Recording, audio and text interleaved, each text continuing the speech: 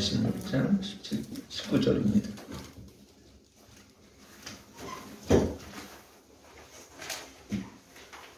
그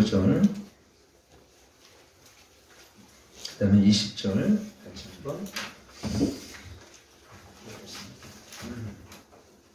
19절 20절 같이 한번 읽도록 하겠습니다. 시작. 너희 순종함이 모든 사람에게 들리는지라 그러므로 내가 너희를 인하여 기뻐하노라. 너희가 선한 데 지혜롭고 악한 데 밀어내기를 원하노라. 평강 하나님께 속히 사단을 너희 발 아래에서 상하게 하시리라. 우리 주 예수의 은혜가 너희에게 있을지어다. 아멘. 오늘 영적 승리를 우리가 어떻게 승리한 삶을 이미 살고 있음을 선포하는 것이 하나님의 우리를 향한 뜻입니다.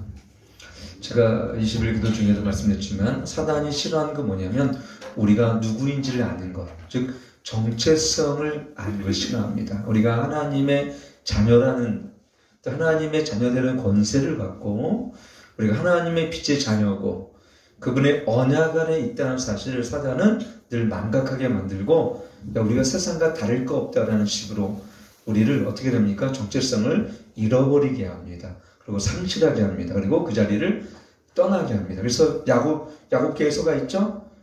같은 쌍둥이지만 야곱은 하나님의 언약 아래서 계속 장자권의 축복을 누리며 비록 여러 가지 속이는 자가 되었지만 그럼에도 불구하고 하나님을 언약을 이어갈 뿐만 아니라 언약 아래 백성이 되었습니다만 에서는 어땠습니까? 이 팥죽한 그릇에 장자권을 팔아버리고 숲속에 들어가 늘 사냥터에 앉아있어 진미를 먹었지만 결국 그는 에돔의 족장이 됐지만 나중에 어땠습니까? 성경은 이스라엘 괴롭히는 에돔들이었어요. 그러니까 전혀 하나님의 언약 아래 있지 않았다는 것을 우리는 거기서 알 수가 있습니다. 그렇기 때문에 여러분들 우리는 비록 세상에서 넘어지고 부족할지라도 우리는 하나님의 자녀임을 여러분 알기를 축원합니다. 이걸 아는 자들은 내가 어떻게 살아야 할지 그리고 무엇을 위해 살아야 할지를 이렇게 알게 되어지는데 오늘 이 말씀에 보면은 그래서 19절 보면 뭐라 그랬냐면은 우리가 너희는 19절입니다. 선한데 너희가 선한데 지혜롭고 악한데 어떻게 하라고요? 밀어나기를 원하노라.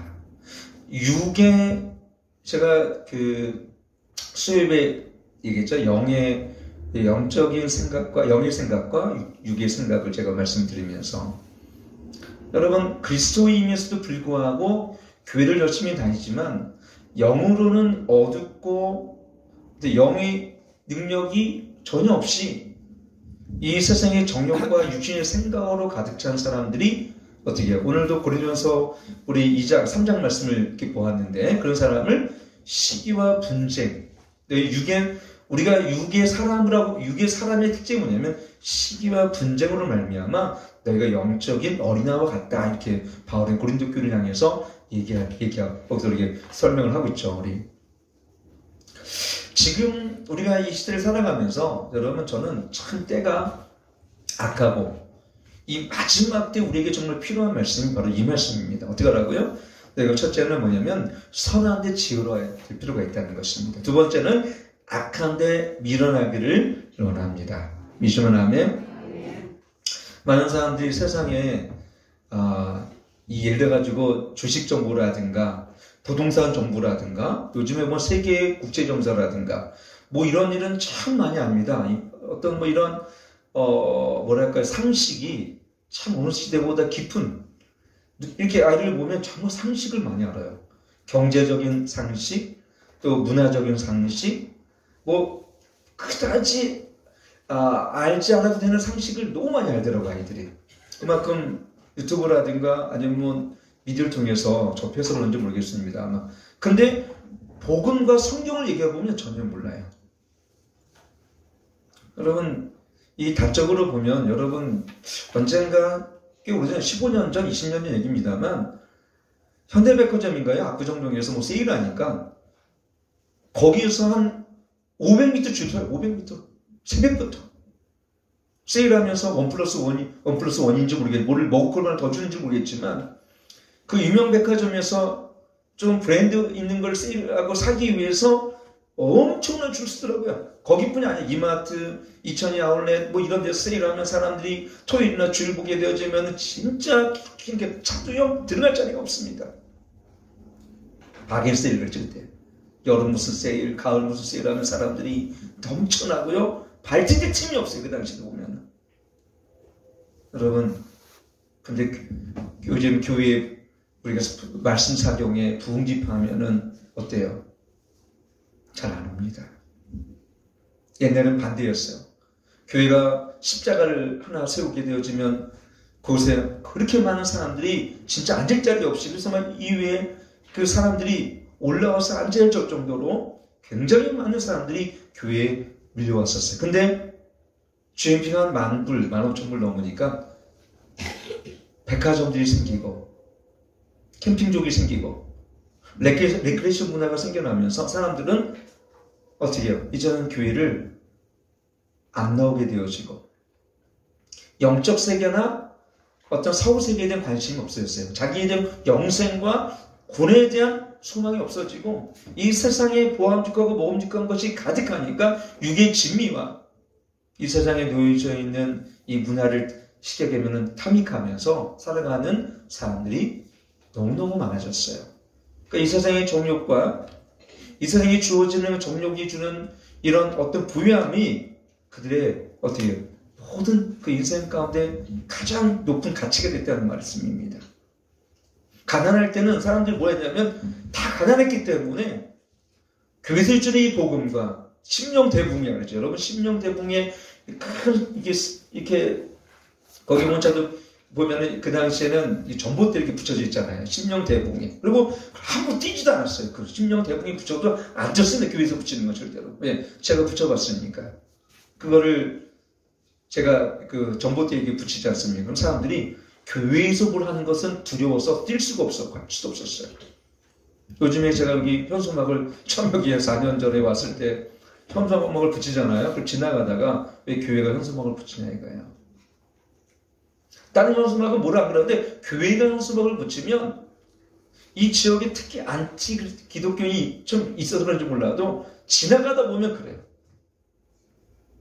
그래서 또 우리가 약한 모습을 우리 경빈이하고 한번 붙이다가 또 한번 싸움 날 뻔했잖아요. 경빈이 어디 갔어? 그래가지고 경빈이 옆에서 같이 붙이는데 그걸 우리가 뭘 하면은 여기다가 이렇게 현수막을 붙이면 지나가다가 꼭 교회 붙인 거 뭐라 그래? 딱 보니까 신천지 같아. 그래가지고 제가 그래 일러라 그랬어요. 고발하라 그랬어요. 고발하라. 우리 교회 열린교회 있으니까 너 와서 고발해. 그랬어. 그랬더니 안 오더라고. 계속 붙여놨어요 그냥. 근데 그 다음 날은 다 떼어졌더라고. 어떻게 됐는지 다. 그냥 붙이기만 하면 다 떼어가잖아요. 동사무소에서 그랬겠지 이제 뭐. 그러니까 야 내가 교회가 붙이면 감히 그걸 뛸 수가 없었어요. 무서워가지고. 하나님이 두려워가지고 감히 뛸 수가 없었어요. 여러분 오늘날 시대는 반대입니다. 악한데 지혜롭고 선한데 밀어내요. 오늘날 세상 사람들은. 근데 우리 그리스도도 마찬가지입니다. 하나님의 말씀, 하나님의 계시, 이 마지막 때 이루어지는 하나님의 영적인 분별함은 없고 이 세상에 돌아가는 정치, 경제, 문화, 그 다음에 주택시장, 재테크 이런 상황들은 주식시장은 너무너무 잘 알아요. 물론 우리는 그런 것도 어느 정도는 분별하고 정말 우리는 무지하면 안 되겠지만 영적인 원리나 영적인 세계나 하나님이 여러분 생각해 보세요. 하나님이 마지막 때 줄 수 있는 이 계시와 그 다음에 우리가 잘 아는 우리가 어떻습니까? 이 마지막 때 일어나는 일들을 예수님께서 마태복음 24장을 통해서 주셨던 말씀들은 어떤 것들이에요? 우리가 한번 잠깐 볼까요?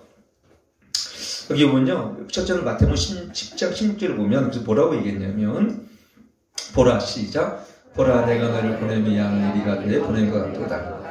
그러므로 너희는 뱀같이 지혜롭고 비둘기같이 순결하라. 우리 그리스도인들이요. 비둘기같이 순결하고 잘 순종하는데 잘 속아. 네, 뱀처럼 지혜로움이 없고 분별력이 약하기 때문에 그래요. 늘 우리 그리스도인들이 세상에 잘 속아 넘어와.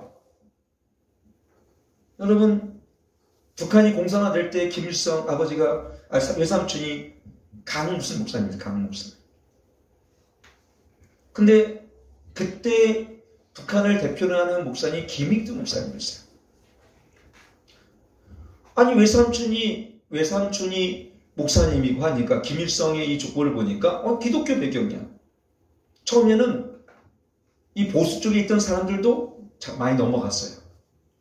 결국은 북조선에 지금도 인민공화국, 쉽게 얘기하면 북한에 공산주의가 세워졌습니다. 스탈린의 사주로 말미암아.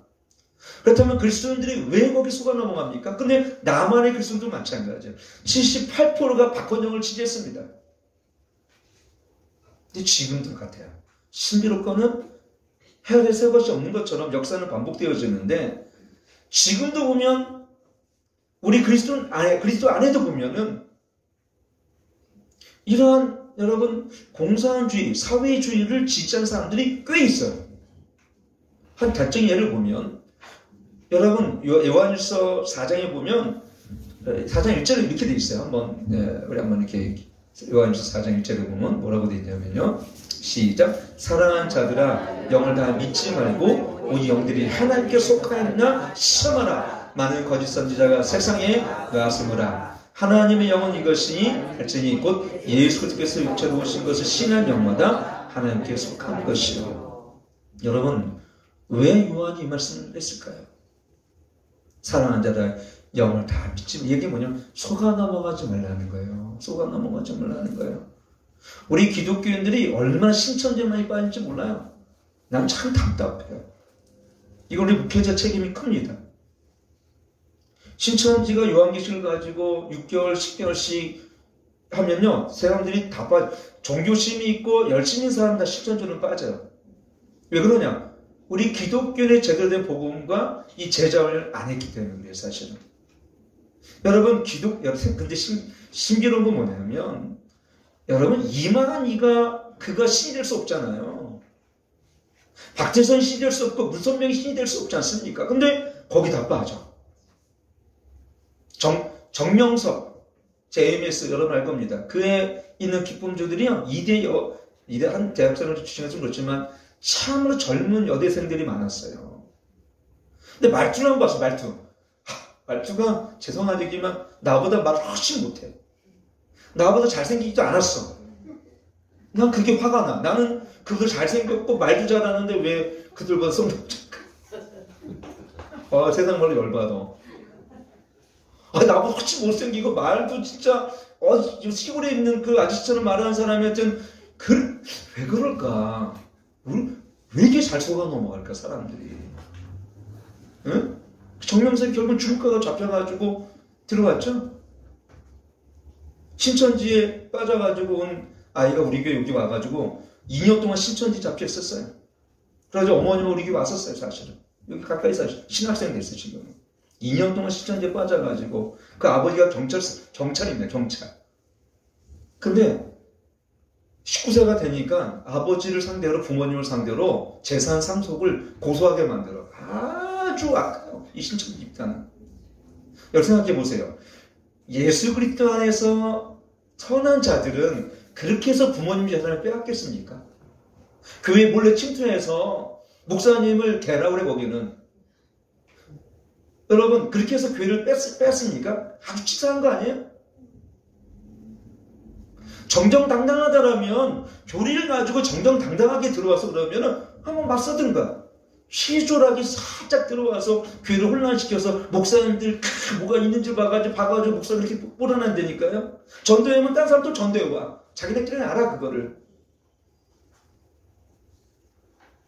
여러분, 근데 신기한 건 신천지에 빠진단 말이야. 그것도 젊은 사람들. 그래서 제가 방배동에 제가 박사과정 할 때 가니까 신천지들이 떳떳하게 요 앞에서 그림을 그리고 얼굴도 잘생겼어. 젊은 사람들만 방배동에 딱 우리 신학교, 백석신학교 앞에다가 딱 해가지고 한 5명이서 그 자매 하나하고 형제하고 또 거기에 한 중간 그 리더급 하나하고 이렇게 5명이 서 있는데, 왜 신천지가 교리적으로 옳은지에 대한 이걸 딱 그림을 그려가지고 이제 당당하게 이단이 여러분 신천지는 이단도 아니에요. 사이비지.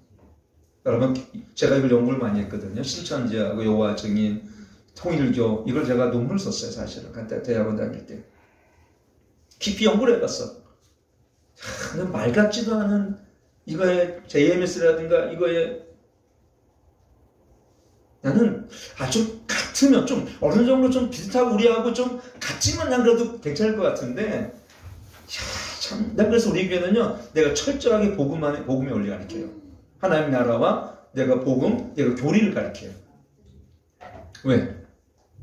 신천지하고 만나도 지지 않도록 내가 신천지하고 여러 번 만나서 돌을 닦는 사람들 만나서 얘기도 해보고 근데 서로 영이 다르더만 이미 그들은 악한 영에 서로 잡혀 있어서 아무리 복음을 가르쳐도 이미 안 돼. 근데 신도림에 부교육자 할 때 맨날 신도림 통해서 학교 갔으니까 가다 보면 자매 하나 형제 하나가 항상 붙들어 나를. 내가 잘생겼나 봐. 그러면은 돌을 닦지 않으시겠어요? 난 처음에 돈을 닦지 않겠냐고 그래가지고 왜 돈을 닦을 때 돈을 닦지 않겠냐고 그래가지고 그래서 너나 닦아라 너나. 그래서 한번 얘기 한번 해보자 그래. 저 나름대로 그때 이제 나름대로 교리나 말씀을 제가 파노라마를 제가 오래 가르쳤죠. 성경 파노라마를 제가 가르쳤으니까 이 성경 전체를 제가 나름대로 알고 있다고 생각하고 했는데 말이 안 통해요. 근데 나는 제일 불쌍한 사람은 그는 이단에 빠진 사람이에요. 근데 오늘 이 말씀이 뭡니까? 영을 다 믿지 말라는 건 어떤 말입니까? 그 얘기 뭐냐면 그냥 무조건 믿지 말라는 게 아니라 이 마지막 때 거짓 선지자가 세상에 많이 나오는데 어떻게 하라고요? 그들을 너희가 분별하는 거. 어떻게? 진리를 분별하는 거예요. 분별하는 거.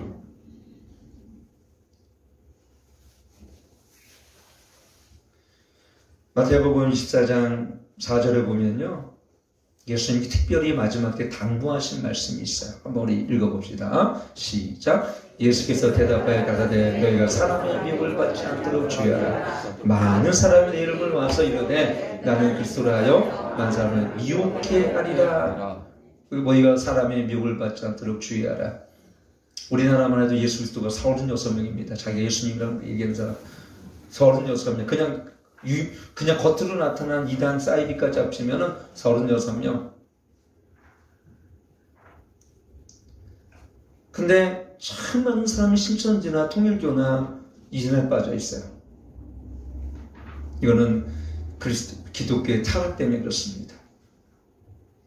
기독교가 올바르게 하나님의 거룩과 진리 안에 올바르게 세워져 있다면 그들이 교회를 떠날 수가 없는데 그들이 교회를 떠난 이유는 보면 첫째는 진리를 찾지 못했다는 것이고 두 번째 뭐냐면 우리 기독교 안에 사랑의 연합이 없기 때문에 그래요. 여러분 교회에 참 생명이 있고 거기 참 복음의 능력이 있고 기도를 통해서 진정한 회개의 삶이 있고 그러면 하나님의 임재와 이 예배가 살아있다면 결코 떠날 수 없어요. 교회를요. 거기에 참 영적인 하나님 주신 은혜와 기름 부음과 하나님의 임재가 없으니 그 사람들이 뭘 찾겠어요? 이제는 뭔가 여기는 찾다가 없는 거야. 찾아보지만 없어. 늘 싸우고 분열되어지고 그리고 물어보면 나중에 다 알게 돼 이렇게 대답한다거든. 어떤 사람 정말 그들은 왜 이렇게 떠났어요? 그랬더니 목사님께 물어봤더니 그냥 믿기만 해 그랬대. 믿기만 가르쳐주지 않고. 그래서 내가 여러분 물론 우리는 진리를 믿어야 됩니다. 그러나 믿을 수 있도록 어떤 사람은 다양성이 있죠. 어떤 사람은 지성적인 사고가 남들보다 뛰어난 사람이 있어요. 그 사람들은 논리성과 정확한 이 말씀의 근거를 잘 제시를 해줘야 돼요. 왜 창조가 맞는지, 왜 복음이 오직 예수 그리스도만 통해서 유일한 구원이 있는지 그냥 믿기만 해서 요즘 청년들은 안 믿어요. 그걸 하나하나 설명해주고 기도해주고 그를 지지해주고 공감을 가져주고 이러한 교회가 무조건 믿기만 해. 그래서 믿어지는 게 아니에요. 사실은. 그럼 얼마나 좋겠어요. 그럼 정말 좋죠. 목회도 너무 그냥 다 얘기하고 믿기만 해. 그럼 얼마나 좋아요. 그러면은 근데 그러지 않잖아요. 저도 안 믿어지는데. 근데요. 성령께서 그 공동체에 역사하시고 하나님 성령께서 이 진리를 통하여 우리 확증하시면 그 사랑이 내 안에 어디요? 깨달아지고 십자가가 실제적인 나의 경험이 되어집니다. 그 사람은 너 신천지로 가 아니면 딴 데로 가도 안 가요. 교회가 그 생명력을 잃었기 때문에 그 모조품인 그 사이비인 그 신천지나 통일교로 가는 겁니다. 그렇기 때문에 우리는 이 마지막 때에 어떻습니까? 사람에게 미움을 받지 않도록 하라. 이렇게 말씀. 24장 10절에도 보면 뭐라고 그랬으면 거기 뭐라고 기록되어 있습니까? 한번 같이 이렇게 시작. 그때 많은 사람이 시험에 빠져 서로 잡아주고 서로 미워하겠으며 거짓 선자가 많이 일어나 많은 사람을 미혹하게 하겠으며 불법의 성함으로 많은 사람을 사랑이 식어져. 여기 보니까는 시험에 빠져 서로 잡아주고. 여러분 이제 보세요.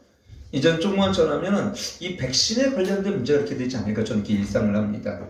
이제는 백신을 맞은 사람이 안 맞는 사람을 신고하고, 이제는 백신을 맞은 사람이 안 맞은 사람으로 인한 피해 사례가 아마 언론과 여론에서 많이 조작이 되지 않을까 이렇게 싶습니다.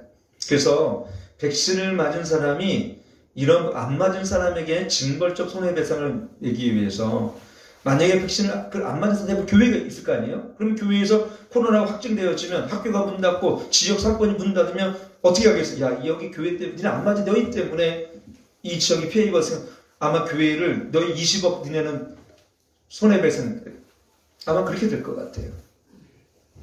그럼 나중에 어떻게 되냐면 야 이제 백신을 안 맞게 되어지면 맞은 사람들이 고소고발을 합니다.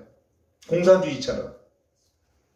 아마 그런 시대가 오지 않을까 이런 생각을 저는 해봤어요. 두 번째 뭐냐면 거짓 선자가 많이 일어나 많은 사람을 미혹해 하겠으며, 여러분 보면요 자기가 선지자라고 얘기하는 사람이 참 많아요.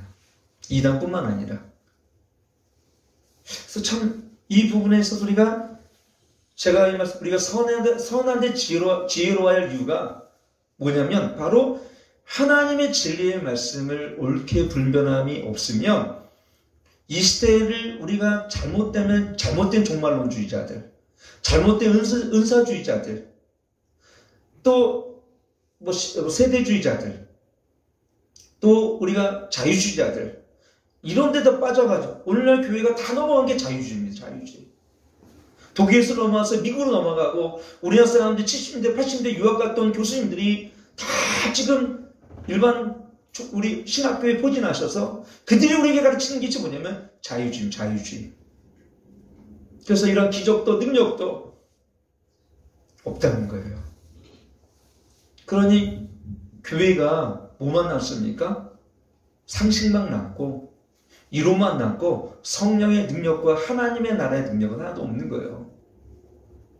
그런 이 시대에 살아가면서 여러분들이 우리가 어떤 공동체에 속해야 되는지, 정말 성령이 역사하시는 그런 곳은 어디 있는지, 그리고 우리가 하나님 어떤 길을 걸어가야 되는지, 이러한 영적인 선한데 지혜로움이 없으면 여러분은 다 속아 넘어갈 수밖에 없는 것입니다. 또 우리는 지금 여러분 오늘 이 말씀 마태복음 10장 16절에 보면은 좀 전에 얘기했던 것처럼 뱀같이 지혜롭고 비둘같이 순전하라고 얘기했는데, 이 시대는 두 가지가 필요한. 하나는 뭐냐면 순전한 하나님의 순전한 백성이, 그리스도의 신부로서 순전한 백성이 교회는 되어야 됩니다. 근데 순전하기만 하면 어떤 거예요? 뱀처럼 지혜로움이 없으면 순진하기만 한 거예요. 순진하기만 해서는 교회가 어떤 일을 할 수가 없습니다. 여러분 순진하기만 하면 하나님의 일을 감당할 수가 없어요. 왜? 이렇게 많은 거대한 배교와 이렇게 거짓말 선지자들과 제가 만약에 순진하기만 한다면 어쩌면 열린게 벌써 거덜났을지 몰라요. 이런 사람 저런 사람 속아 넘어가서 다 사기당하고 그랬겠죠.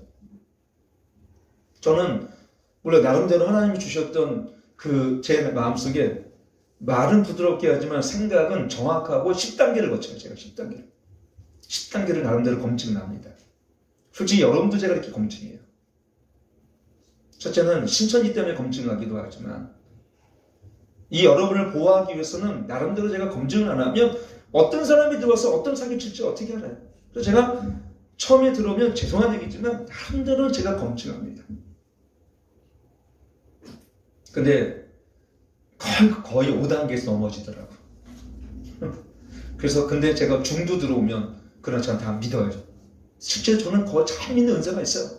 그래서 우리 교회는 중이 와가지고 지금은 교회 잘 다녀요. 박두채 형제 중이 와가지고 저를 로마서 공부하고. 근데 저는 그를 믿지만 솔직히 저는 속아줬어요. 나중에 와서 저보고 왜 목사님 자기도 속아줬냐고 그러더라고요. 여기 한번 만나서 왔어요. 여기 앞에서. 전도하고 있는데 여기까지 왔더라고요. 저 그때 그 얘기 하더라고요. 여기 앉아가지고. 여기 바로 이 자리에 앉아가지고. 목사님, 내가 로마서 20번 읽으면 5만원씩 주고, 마태복음 또 20번 읽으면 또 10만원씩 막 그랬거든요. 그랬더니 우리 집사님들은 돈도 없는데 뭘 주냐고 그랬을지 몰라요. 근데 한 영혼을 살리기 위해서 때로는 속아줍니다. 그러나 제가 대책을 있게 속아줍니다. 대책을 있게. 그 다음 와가지고 그럼 내가 1000번 읽으면 100만원 줄래요? 이렇게 할 수 있잖아요. 그건 안 주지. 정말 검증을 해보는 거예요. 여러분, 우리가 하나님의 말씀을 믿는 사람들이 순진하게만 해서는 어떤 일을 성사되기가 어려워요. 그럼 어떻게 됩니까? 그렇다고 또 반대로 순수함, 비둘기같이 순진함이 없이 뱀처럼 지은 사람은 어떻게 된 거예요? 김혜수 전사님 피곤하시죠? 그 뭐예요? 그럼 간교한 거예요. 간교한 거. 순진함이 없는 지혜로움은 간교한 겁니다. 지혜로움이 없는 순전함은 순진만한 거, 순진남만해요. 그럼 애들은 다 속아놓은 거 같잖아요. 여러분 시골 가면은 이 사기꾼들이 어떻게 사기꾼지 알아요? 경로당 가가지고 할머니들 다 모아놔요. 그래가지고 막 약을 팔아요. 근데 할머니들 거의 90% 사요. 90%. 근데 만약 여기 있는 우리 교인들 보고 와가지고 그 사람들이 와서 그렇게 똑같이 해버려요. 여러분은 안 살 거야. 왜? 여긴 다 지혜로우니까. 그래 안 그래요? 살 것처럼 보이네.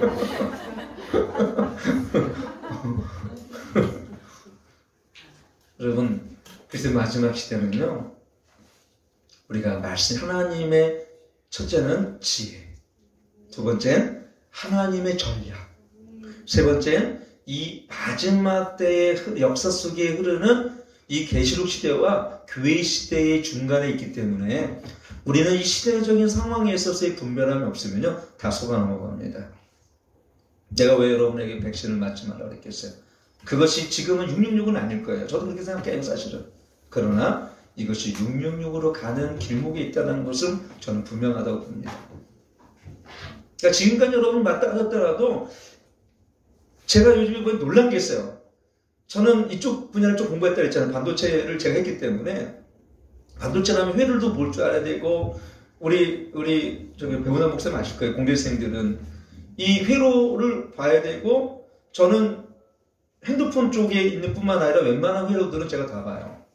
이 TX, RX 쪽이라든가 RF 단이라든가 이쪽에 어떻게 이걸 구성되는지 안에 있는 이 퀄컴 칩이 들어가 있거든요. 옛날에 RA288 이 칩이 들어가 있어요. 처음에는. 그러면 이게 TX, RX 쪽에 있는 이런 구성들이 탄탈, 여기는 RF 탄탈 같은 게 들어갑니다. 아주 그걸 우리는 SMT 탄이라고 해요. 아주 손으로 이거는 우리가 칩을 묶고 있잖아요. 너무 조그마하니까 그걸 SMT라고 해요.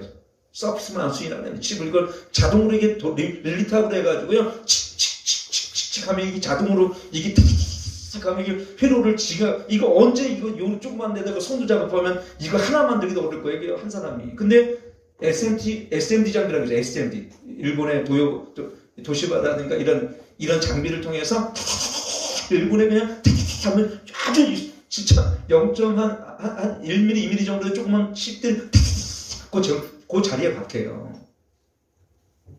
이걸 우리는 외국인은 지그자그 한다. 지그를 만들어서 처음에 이런 생산 라인 쪽에 이런 전자동화. 이걸 또 우리 경비가 잘해. 지금 자동화학제과가 나왔기 때문에 제가 잘 알아. 자동화 쪽에 이걸 자동화를 안 하면 인력이 너무 많이 있지 않습니까? 필요하고 돈이 많이 들어가니까 전 생산 공정을 자동화해요. 이제 자동화. 이미 오래전에 그런 일이 일어났어. 오래전에. 나노칩이라는 게 생겨났어요. 이것이 지금 하이드로겐 우리의 mRNA 방식과 합성이 됐을 때는 굉장히 심각한 문제가 되어집니다. 저는 이거를 사실은 예측이 가능하더라고요. 하나님이 내가 왜 반도체를 공부하게 하셨을까?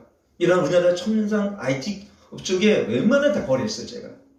근데 이쪽을, 이걸 우리는 어플리케이션이라고 하는데, 이런 쪽에 관련된 이 IT 업종에 앞으로 5기가 대역이라든가 4차 산업 쪽이 이루어질 모든 것들이 인간과 쉽게 얘기하면은 이런 RF 방식으로 쉽게 얘기하면 서버와 커뮤니케이션이 양방향으로 쌍방향으로 이런 RF 방식으로 이 통신이 되어질 때에 우리 서버를 통해서 인간의 자율신경뿐만 아니라 인간의 뇌 안에 있는 모든 것들을 자극해서 우리 안에 있는 치매 증상을 개선하는 것도 필요하지만 그러나 굉장히 처음에는 의학적으로 우리에게 도전하고 정말 좋은 것들을 줄 겁니다. 우리 인식을 새롭게 하고 우리가 기억력을 복원시키고 그러나 기억하지 말할 걸 지워야 되는 거죠. 그러면 그 단계는 뭐냐면 인간의 평안. 그러니까 인간이 로봇과 자동화를 통해서 주는 이 안식 평안이 있을 겁니다. 그러면 어떻게 됩니까? 인간에게 종교심도 줄 수 있어요. 교회 안 가도 예수님을 믿는 것처럼 주는 종교심도 줄 수가 있습니다. 그리고 두 번째, 예수님을 안 믿는데 믿는 것처럼 가상으로 우리를 그런 걸 조작할 수가 있다는 것이죠. 세 번째, 교회를 안 갔는데 간 것처럼 만들 수 있다는 것입니다. 그러면 생각해 보세요. 우리 의식과 생각을 통제하는 것이 가능하다면 내 자유의지를 어떻게 됩니까? 이건 빼앗긴 거죠. 누군가에게. 그게 짐승입니다. 비스트. 여러분이 이 말씀드린 건 뭐냐면 여러분의 판단을 맡겼지만 여러분 또한 저의 기도하고 영적 분별력을 하는 데 있어서 여러분들 함께 이런 부분에서 기도하셔야 됩니다. 있잖아요. 왜? 내가 여러분 어느 순간은 맞지 말았던 안말 싸움도 아니고 또 맞으라고 안말 싸움도 아닐 텐데 어떤 경우에 그러나 이런 부분이 어떻게 흘러가는지 선한데 지혜로운 그런 하나님의 이 마지막 때에 보여주시는 전략도 중요하지만 이 마지막 때 어떻게 이것이 인류의 이러한 글로벌리스트들이 딥세트들이 전 인류를 어떻게 통제하려고 하는지에 대한 이것이 단순하게 음모론이 아니라 실제로 일어나고 있는 것들을 유튜브에 보면 조금만 여러분 관심 있으면 다 나와요. 화이자 부사장이 얼마 전 띄워놨죠? 이건 절대 맞았으면 안 된다. 아니 자기네가 만들어 놓고 자기는 절대 맞으면 안 된대요. 왜 그 정도로 얘기하겠습니까? 오늘은 그렇기 때문에 이런 시대에 우리가 지금 하나님께서 주시는 첫째는 전략에 대해서 어떻게 돼요? 분별력이 있어야 되는 것이고 영적인 분별력. 두 번째는 이 시대적인 흘러감에 있어서 정치 특히 경제, 사회, 문화 특히 이러한 코로나 관련돼서 우리가 이것이 어떻게 세계적인 흐름이 이어지고 있는지에 대한 부분을 아주 여러분이 자세하게 정보를 알아야 됩니다. 그럴 때 우리가 어떻게 되냐면 이 시대를 악한 자들이 이끄는 방향으로 우리가 수렁에 덫에 빠지지 않고 덫이라는 거 알죠? 악한 자들은 마귀는 덫을 놓습니다. 경제적인 재리와 염려로 말미암아 우리의 마음에 덫을 만들고 우리를 둔감하게 하고 하나님의 생명에 떠나게 하며 심지어 교회를 떠나게 해요. 요즘에 여러분 만개교회가 문 닫았답니다. 여러분 아십니까? 예전에서 발표한 게 만개교회가 문 닫았고 200만 명이 교회를 떠났답니다. 1년 반 만에 200만 명이. 모 대통령의 측근인 사람이 이거는 부산의 모 교회의 손현보 목사라는 분이 말씀하셨어요. 얼마 전에 유튜브를 통해서 이분이 발표하는 거 보니까 자기네가 측근을 그 당시에 비서장을 만났는데 그 당시에 청와대의 목표가 뭐였냐면 기독교 인구를 10분의 1을 줄이라는 게 목표였대요. 여러분 기독교 인구를 청와대에서 10분의 1을 줄이라는 게 목표라면 이게 말이 되는 거예요? 그게 청와대 목표입니까? 그게 정치입니까? 그러면 그게 정치라면 우리는 어떻게 됩니까? 그런 이 시대의 분별력을 가지고 이 악한 마귀가 어떻게 교회를 압제하고 파괴하고 심지어는 요 근래에는 십자가를 이 철거하면 얼마를 준대요? 세상에. 참나 기가 막힐 것입니다. 중국에서 우한에서 일어난 일들이 지금 사실 서울에서 일어나고 있어요. 사랑제일교회를 여러분 어떻게 하든지 거기 교회입니다. 하나님의 교회 아닙니까? 그분이 좀 부족하고 여러분 각자 우리는 그분을 판단하는 기준은 다를지 모르겠지만 어쨌든 하나님의 거기는 예배당입니다. 하나님의 성도들이 모이는 교회입니다. 그 교회가 용역들에 의해서 수백 명이 며칠 전에 지난주인가 그런 것 같아요. 새벽 3시에 들어와가지고 그래가지고 거기 있는 헌금도 다 훔쳐가고 정광훈 목사님 집에 사택이 일어가지고 돈도 훔쳐가고 통장도 훔쳐갔다고 전 이걸 이렇게 들었어요. 근데 제가 솔직히 얘기하면 제가 화요일에서 산에 올라갔어요. 화요일에 산에 올라가서 되게 마음이 아프더라고요. 그리고 제가 정광훈 목사님 개인적으로 만난 일도 없고요. 제가 그분에게 뭐 돈을 꽂은 일도 없고 돈 받은 일도 없지만 제가 한 목회자로서 특히 한국교회 성도로서 저는 무슨 느끼냐면 정말 중국이나 일어난 일들이 한국 한복판에서 일어나고 있는데 우리 대한민국 성도들은 도대체 뭐하고 있을까? 오히려 그에게 돌을 던지고 여러분 그 일이 우리에게 안 일어나는 법이 있겠습니까? 근데요 한국교회 목회자들은 거기를 정죄하고 욕을 하고 성도들도 그렇게 하고 있어요. 거기도 하나님의 교회인데 이게 우리의 기독교 현실이에요. 만약에 천주교가 그랬고 불교가 그랬다면 가만히 있을까요? 근데 기독교는요 참 속아 잘 넘어가요. 참으로 남이 불구경하듯이 봐요.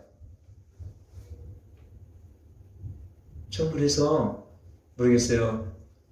어떤 목사님하고 둘이서 다음 주에 거기 가서 기도만 해주고 와야겠다 이런 생각을 해봤어요. 하나님 내 마음이 그분도 그런 똑같은 얘기를 하더라고요.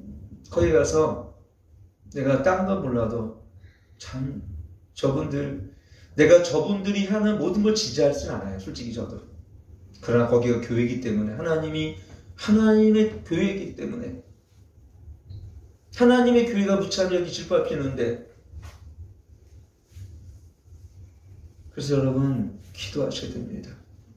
이런 일들이 북한이나 아니면은 중국이나 공산주의 체제라는 일들이 우리 안에 버젓이 일어나고 있고 여러분 비대면 예배를 통해서 만교교회가 문을 닫고 200만 명이 여러분 교회를 떠나고 있는데도 불구하고 우리는 어떻게 됩니까? 조금 더 안타까우지 않아요. 애통하는 마음이 없어요. 의에 굶주린 마음이 없어요.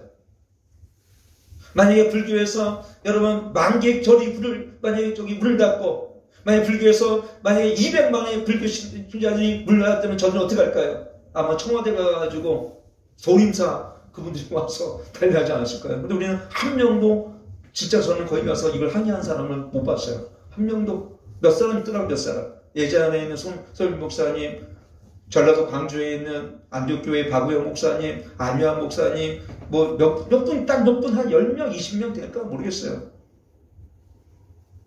여러분들은 어떠신데요? 우리 교회가 만약에 용역이 들어와서 여기는 기물을 부숴버리고 헌금통을 뺏어갔더라면 여러분은 어떤 마음이겠어요? 그 울분과 그 마음의 속상함과 얼마나 마음이 아프겠어요, 사실은. 저는 진짜 그분하고 어떤 정치적인 연계는 없어요.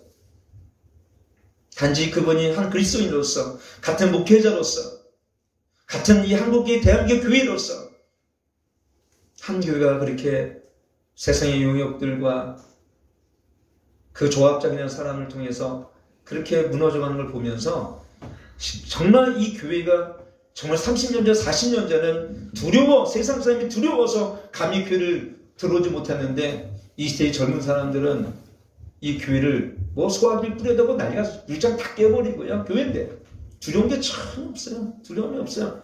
그런데 신기한 건 뭐냐면 하나님의 교회를 부수는 나라는요 반드시 심판을 받습니다. 중국도 그렇지 않습니까? 중국 어때요 지금? 홍수와 각종 10가지 재앙이 그냥 중국이 그냥 심판을 이루고 있어요 사실. 그게 우연인 것 같습니까? 우리나라가 6.25 이후에 처음으로 교회가 용역이라는 사람들로 짓밟히고 근데 한국 교회는 참 신기롭게 진짜 불구경하듯이 쳐다보고 있어요. 불구경하듯이 쳐다보고. 저는 이것이 또한 심판의 대상입니다. 세상 사람이야 모른다고 그러지만 우리는 같은 쉽게 얘기하면 영적인 가족이고, 그 다음에 그는 같은 그리스도인이며 같은 교회인데, 그들이 파괴되어지고 눌려지고 고통받는 그런 우리 형제들에 대해서 가슴 아픈 것이 하나도 없다면 그것은 우리가 더 문제입니다. 우리가 더 문제. 그들은 싸우는 방법이 우리가 다르고, 저도 다르다고 봐요. 저도 그거에 대한, 내가 아까도 다 동의할 수는 없지만, 어떻게 다 동의할 수 있습니까? 다른 교회들은 우리 다 동의할 수 있겠어요? 내가 하는 목회에 대해서 동의 못 하겠죠. 근데 중요한 건 같은 형제란 말입니다. 같은 교회란 말입니다. 그래서 이걸 보면 저도 깜짝 놀래요. 우리 교회가 확장하고 우리 교회가 좀 더 안정된 것은 감사하지만, 한국교회가 만개교회가 문을 닫는다는 그 소식을 들은부터는 진짜 마음이 왠지 속상하고 마음이 아프고, 그리고 어디 가서 우리 교회가 코로나 때 그냥 예배드리고 잘했다 이런 얘기를 안 해요. 왜? 만개교회가 문을 닫았거든요.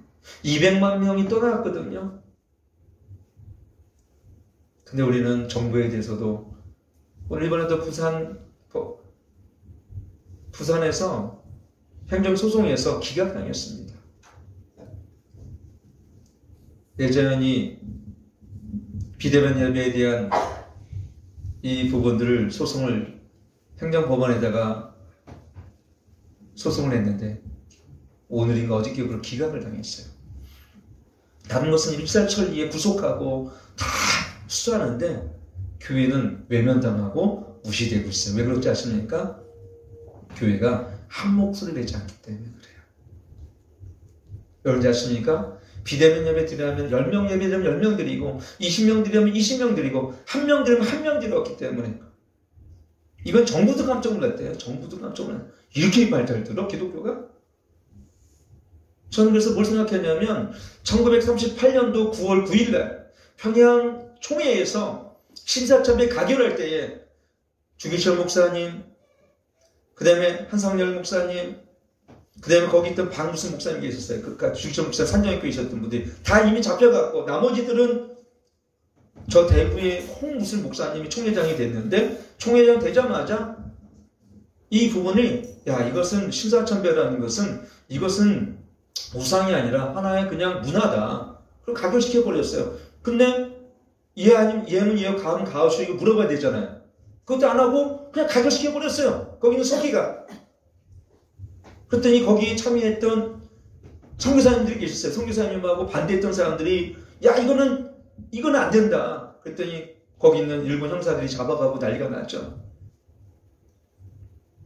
근데 지금 보면요, 그 두려움 때문에 형사들이 그때 한 200명 와 있었어요. 그 한 150명, 200명이 그냥 그 총회를 칵 메고 있었거든요. 그러니 무서워서 그걸 통과시켰어요. 근데 10계명의 1계명과 2계명을 어긴 거 아닙니까? 이 신사참배가. 근데 오늘 한국교회 비대면 예배는 나중에 역사가 얼마큼 더 지속될지 모르겠지만, 우리 교회의 예배의 자유,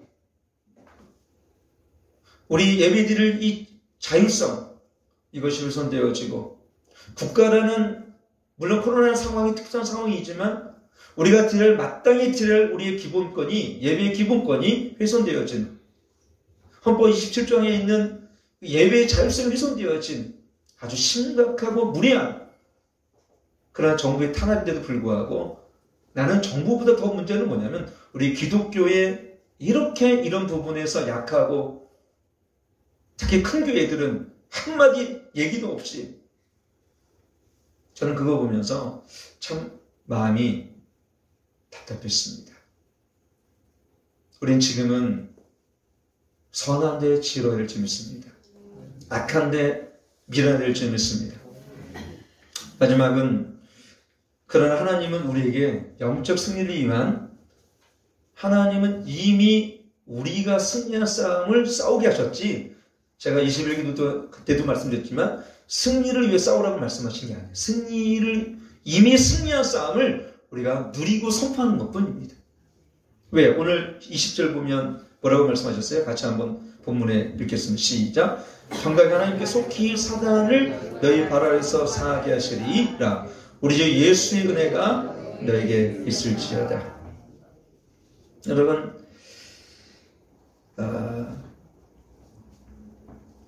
오늘 가장 중요한 건 뭐냐면 이 전쟁을 이미 2000년 전에 예수 그리스도로 말미암아 십자가에서 승리하게 하셨다는 것이에요. 또 우리가 승리를 위해서 뭔가를, 물론 우리는 이 마지막 승리를 위해서 인내와 믿음으로 승리하지만 그러나 승리한 것을 믿는 믿음에 사는 것이지 승리하기 위해서 믿는 믿음에 사는 게 아닙니다. 이제 마귀는 오늘 우리가 기독교가 어떻게 만들었습니까? 마치 실패한 집단이다. 혐오스러운 집단처럼 또 코로나 확진 주범인 것처럼 대사회적으로 교회를 핍박하고 또 우리를 주눅들게 만들고 심지어 우리 아이들이 나간 학교에서 뭐라고 얘기합니까? 나 그리스도인의 사실을 밝히기가 어렵게 점점 만들었어요. 이거는 왜 그렇습니까? 마귀의 괴계입니다. 여러분, 가만히 생각해 보면 이 땅에 저는 이런 생각이 들었어요. 만약에 교회가 없었더라면 이 사회가 얼마나 혼란스러웠을까. 아마 벌써 기독교가 없었더라면 동성애가 통과됐을 것입니다. 기독교가 없었더라면 이미 이 동성애는 오래전에 통과됐을 것 같아요. 기독교가 없었더라면 여러분 이 폭력과 강간과 치사와 이 지역에 이것이 얼마나 많이 영적 어둠으로 덮여 있었겠습니까? 술 취함과 이 시대의 방탕함과 도시 문화의 극도적인 타락이 이 시대를 누가 막을 자가 없으니까 빛이 없으니 소금의 맛을 소금이 그 역할을 부패한 것을 방지하고 빛이 어둠이 없는 것을 빛의 어둠을 쫓아내며 이 사회 대사회적인 여러분 이런 어떤 그 정결한 기능들을 또 순결한 기능들을 어디가 담당했습니까? 기독교가 담당했어요. 학교도 대부분 교회가 졌습니다. 숭실대학교, 여세대학교, 이화대학교, 배재뿐만 아니라 기독교 미션 고등학교는 셀 수 없이 많습니다. 전국적으로. 그 당시만 해도 우리 국가에서 투자해서 학교를 설립하는 건 안 됐기 때문에 제도적으로. 그뿐이겠습니까? 고아원, 양로원, 심지어는 그 국가의 일이 있을 때마다 여러분 이 물산 장려운동이 있죠. 옛날에 보면 일제시대 때 보면 물산 장려운동이라든가 이걸 했던 사람이 최홍정 목사라든가 이 모든 분들은 목사님들이었어요. 목사님들. 국가재건운동본부에 일했던 사람들이 호남 지역이나 영남 지역이나 여기에 우두머리 있던 사람 누구였습니까? 목사님들이었어요. 성산 밑에 자랐던 목사님들. 3.1운동 중에 33인 중에 17명이 우리 크리스찬들이었습니다. 여러분 장군들 중에 거의 40% 50%는 크리스찬들이었습니다. 이 사회가 너무나 힘들고 어려울 때 이런 부분을 구제하고 그들에게 여러분 고아원에게 우리에게 재정을 나누고 그들에게 쌀을 나누었던 사람이 어디입니까? 바로 그런 기관이 교회였습니다. 근데요 국가가 이런 사회와 복지를 맡게 되니까 교회가 힘을 잃어버리게 됐어요. 참 그 신비로운 일입니다. 교회가 그걸 대사회 어떤 이런 복지와 구제와 긍휼을 담당할 때는 사실 전도도 잘 됐고 사람들이 교회를 평가하기를 참 좋게 평가했는데 이걸 이전 교회가 하는 일을 저도 좀 깜짝 놀랐어요. 우리가 하려고 했더니 이미 동사무소 다 하고 있어. 쌀을 나눠주려고 했더니 이미 자기네 다 하고 있대. 동사무소에서. 교회에서 하고 있는 일을 이미 정부에서 뺏어가서 하고 있어. 어떤 건 좋은 것 같지만 꼭 좋은 건 아니에요. 우리 교회는 그 구제와 긍휼과 이런 대사회적인 이런 걸 통해서요 신뢰관계를 쌓았고 교회가 이런 선한 걸 통해서 어떻게 해요? 그들에게 예수 그리스도께 이끌어가는 이런 하나의 좋은 접촉점이 돼야 되는데 이걸 우리는 어디에 뺏겼습니까? 사회, 복지, 동사무소 이런 쪽이 다 뺏겼어요. 우리가 교회가 하는 일들을 이제 정부가 하고 있어요. 대사회적인 영향력들이 교회가 약해지고 신뢰도가 약해지면서 많은 젊은 사람들이 교회를 떠나가고 그래서 우리는 그러나 마지막 때 어떻게 있습니까? 우리에게 주어진 것은 여러분 복음이 있는 데는 교회밖에 없습니다. 성령의 주권적인 역사로 말미암아 세상을 변화시키고 이 진리의 능력을 통해서 우리의 삶을 변화시키는 능력은 교회밖에 없어요. 그래서 교회는 어떤 것입니까? 이 마지막 때의 빛이 되는 것입니다. 이 교회는 마지막 때의 세상을 온전케 하는 그 생명의 능력이 있는 곳이 교회밖에 없는 것입니다. 그래서 평강의 하나님이 사단이 너희 발을 상하게 하시되 우리 주 예수 은혜가 너에게 있을지어다 했잖아요. 여러분, 그래서 지금은 이런 영적인 어두움과 이 마지막 때의 이 마귀의 괴계 속에서 그래서 지금도 가장 공산주의자가 신앙하는 데는 교회입니다. 왜? 교회는 이걸 다 영적 분별력이 있으면 다 알거든. 나 같은 사람도 왔는데 우리나라에 이 기도한 사람이 얼마나 많이 있겠어요. 지금도 청계산, 그 다음에 관악산, 대구에 뭐 달성산 그거 맞나요? 모르겠다. 하여튼 뭐 전 세계 지리산 여기 기도한 사람이 아직도 있더라고요. 아직도 많아. 이번에도 가니까 저 산에 기도가 오랜만에 산에 기도 갔어. 21일도 끝났으니까. 이야, 내 자리까지 이미 다른 분들이 찾아가 기도하고 있어 가니까. 그럼 나는 또 딴 사람 김배도로 목사님 거기 가서 기도했지. 다른 자리 가가지고 그 평평하게 하는 데서 기도했죠. 아직도 소망이 있구나. 아직도 산에 기도의 음성이 들리고 기도의 소리가 들려지고 하늘의 보좌를 두드리는 강력한 기도의 사람들이 엘리야 같은 기도의 사람들이 전국 각지에 있기 때문에 어떻게 됐습니까? 그렇기 때문에 한국교회가 그리고 대한민국이 여태 존재하는 것입니다. 여러분 보세요. 자원도 없습니다. 국방력도 그렇게 강하지 않았어요. 그렇다고 우리나라 정치가 안정되어 있습니까? 정치는 제가 보기엔 저 아프리카 저기 우지에 있는 수알려 어디 저 땅보다 못하는 데가 어딘데 우리나라 정치도. 그래서 어떤 사람은 이렇게 얘기하더라고요. 우리나라는 정치인이 없어도 된다. 그러더라고요. 네. 거기에 목회자가 있으면 돼. 아멘. 저를 거기 진짜 저를 만약에 거기서 심어주면 일단 공정할 거 아니에요. 정치를 잘하든 못하든 일단 공정하고 정의로울 거 아닙니까? 이 맹목사는 돈 욕심은 없잖아요. 그렇죠? 여러분 그렇기 때문에요.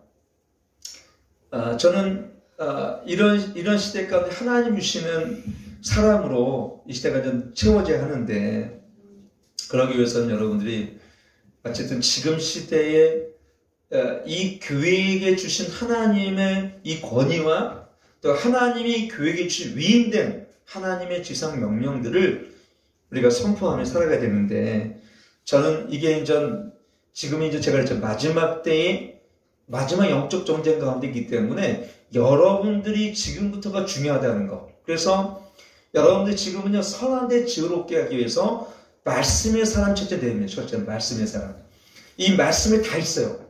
우리가 어떻게 세상을 이겨야 하고 마지막 때 인내와 믿음으로 자기 영혼을 구원할 뿐만 아니라 마지막 때 중요한 하나님의 전략들이 전 세계적으로 일어나고 있는 이런 반기독교적인 정서와 함께 이 문화적 충돌이 일어날 때 우리는 그걸 어떻게 대처하고 교회는 어떻게 이걸 이길 수 있는지 이미 이긴 싸움을 하고 있는데 십자가로 이미 말하면 사단의 머리를 짓밟았기 때문에 마귀는 알아요. 자기 시대가 얼마 남지 않았다는 걸. 그러나 누굴 속입니까? 패배주의적인 사고를 패배주의적인 사고를 가진 사람들. 난 실패했어. 환경이 금세 무너진 사람들. 감정이 쉽게 무너진 사람들. 두려움이 쉽게 오는 사람들. 마귀는 그들의 공격 대상이 이루가 그거예요. 쉽게 감정이 무너진 사람들. 쉽게 삶의 패배주의적 의식을 가진 사람들. 그 인식에 말미암아 부정적인 인식으로 말미암아 쉽게 넘어진 자들. 그게 마귀의 표적입니다. 그러면 우리의 감정과 우리의 마음을 강하고 담대하기 위해서 고린도서 전서 마지막에 보면 너희는 뭐라고 했습니까? 남자답게 강건하라. 남자답게 강건하라. 여호수아 1장에 보면 담대하라. 극히 담대하라. 이 마지막 때는 우리의 마음과 심령이 극히 담대할 줄 믿습니다. 아멘. 여러분 주변에 이런 소리 저런 소리 경제적인 붕괴 뭐 인플레이션 뭐 스태그플레이션 뭐 이런 걸 여러분 들어도요. 어떻게 이걸 아세요? 경제법칙은 24, 46법칙이 있는데 그게 24개월은 쉽게 얘기하면은 경제가 어려워요. 나중에는 46개월은 경제가 좀 화랑이 돼요. 근데 이런 곡선은 과거 속에도 항상 있어 왔어요. 그러면 여러분 과거에 항상 경제가 어려웠던 시기는 항상 존재했고 우리가 잘 아는 경제공황이라는 말이 1910년도인가 있었잖아요. 그 전에도 있었습니다. 장미꽃, 백합꽃이나 백합꽃. 하여튼 그래서 영국 황실이 완전 무너졌던 때가 있었어요. 그게 아마 1800년도 때 같은데 그 전에도 있었습니다. 그렇다면 이런 소식을 들렸거든. 해 아래 살 것이 없다고 역사적인 반복이 있기 때문에 경제적이 어렵다 그러면 마음이 어려울 필요가 없는 게 그때 또 왔구나 그럼 생각하면 되는 거예요. 그럼 마지막 때는 뭐가 어려운 거예요?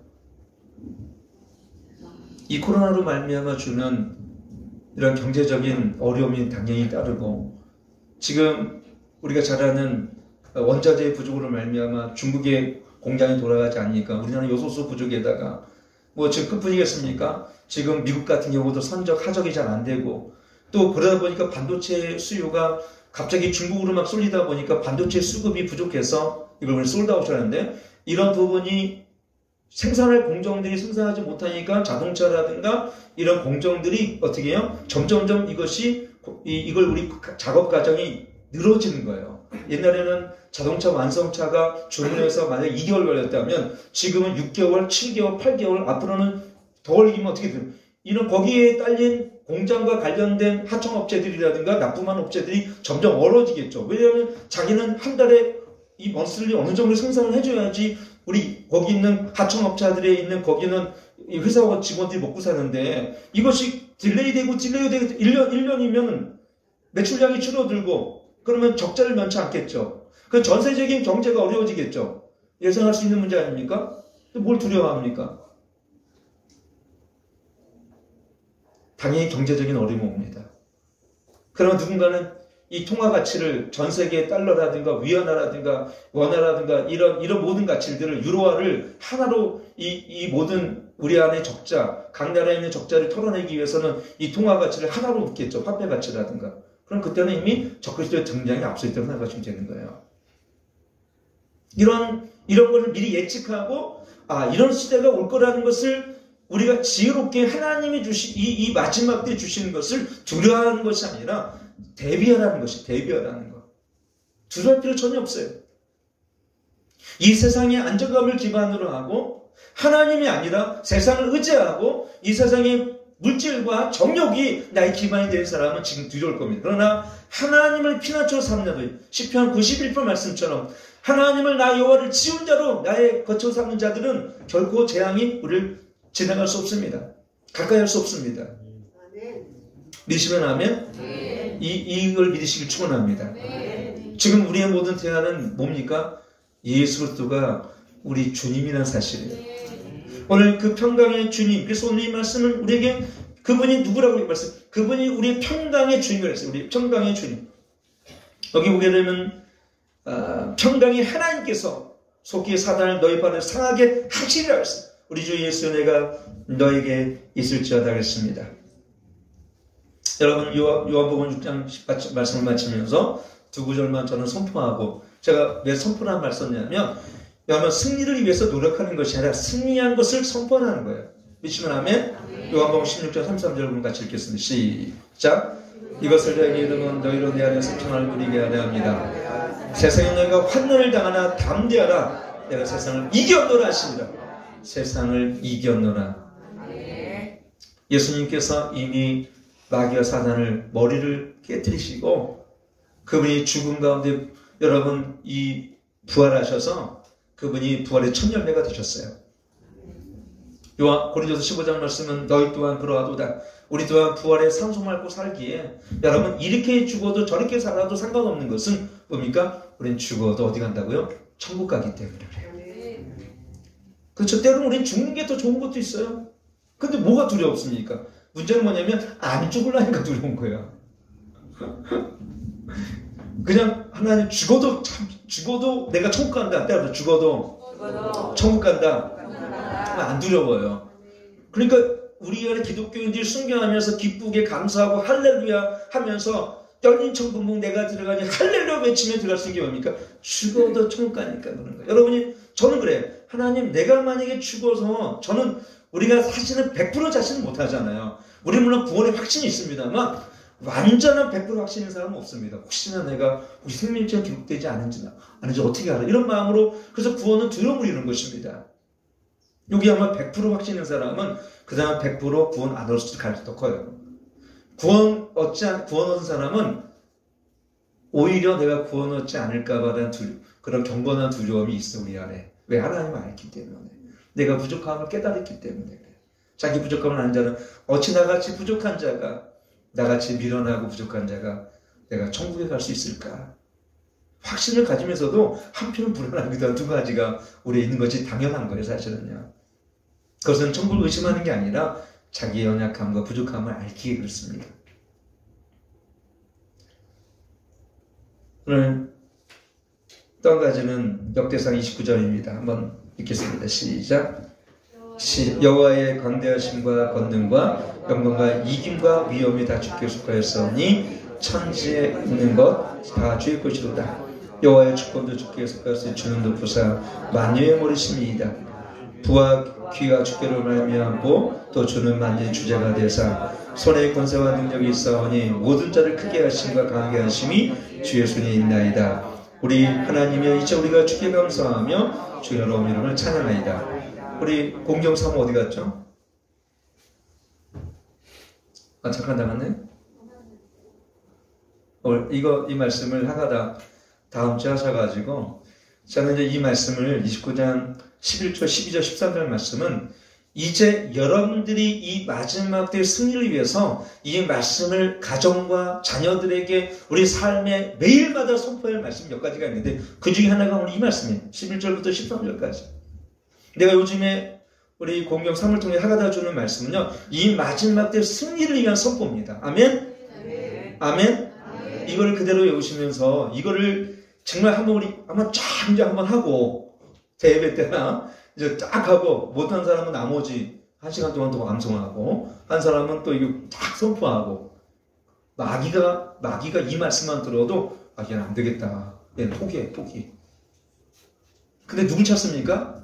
실패의식과 좌절과 두려움과 그 다음에 공포와 마지막 때 염려와 근심인 사람은 마귀의 표적. 마귀를 뭘 본 줄 알아요? 우리의 마음을 마귀는 꿰뚫지 못해요. 근데 뭘 보냐면 눈을 봅니다.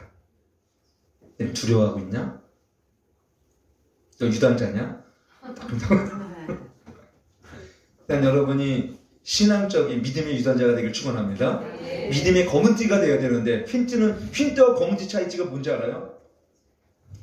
흰띠는 여기 참 우리 사단 있잖아요. 우리 하은이가 사단. 우리 믿음의 유단자, 믿음의 사단이 되길 축원합니다. 검은띠가 되어야 되는데 그 차이가 뭐냐면 담대야. 흰띠, 파란띠, 빨간띠는요 이게 자세도 안 나와. 기압적으로 빼야. 근데 사단은 딱 나온다 이게 자세가. 우리 군대도 마찬가지야. 이병들은 달라요. 이제 병장 정도 되면 답니다 목소리가. 여러분 우리도 믿음의 유단자가 되어야 될 줄 믿습니다. 맨날 세상에 쉽게 넘어지고 실패의식과 좌절과 염려와 근심과 맨날 슬픔의 눈물로 내가 이런 사람 어떻게 영세주의자처럼 살아가는 것은 우리 그리스도인들이 아니에요. 아멘? 우리는 이 말씀처럼 여호와의 광대하심과 권능과 영광과 이임과 위엄이 다 주께 속하였사오니 천지에 있는 것이 다 주의 것이로다. 여호와의 주권도 주께 속하였사오니 주는 높으사 만유의 모르심이다. 여러분 이 안에 하나님의 주권을 믿는 사람, 이 마지막에 우리 이름을 높이는 자, 그리고 이 모든 것이 만유의 주자가 되신 그 모든 손에 권세와 능력이 있음을 아는 자들은요 이 마지막 때 승리할 수밖에 없습니다. 예수 그리스도 안에 있는 자들은 우리가 이미 승리했음을 믿고 선포하고 누리며 살아갑니다. 그것이 어떤 순간이든 다니엘처럼 불못에 들어간다 할지라도 사자밥이 들어간다 할지라도 내가 그리하지 아니하겠나이다. 이것이 마지막 때 우리 고백이에요. 다 우상을 섬기고 다 배교하고 마지막 때 다 주님께 돌아섰을 때 나는 그리하지 아니하겠나이다. 왕이시여 나는 절하지도 않게 그리하니 하실지라도 그것이 우리 마지막 때 담대한 믿음이어야 돼요. 우리는 예수 그리스도 안에 십자가로 말미암아 이미 죄와 사망을 승리한 줄 믿습니다. 아멘. 그렇기 때문에 이제는 우리가 이 역대상 29장 21절 말씀처럼 이제는 이런 담대한 믿음을 가지고 영적 담대함을 가지고 이 마지막 때의 승리를 선포하고 이 승리를 세상에 우리가 어떻게 누리며 또 이 가정과 우리 삶 안에 있는 이 모든 영역들을 주님이 주신 승리로 여러분 다 이루시길 축원합니다.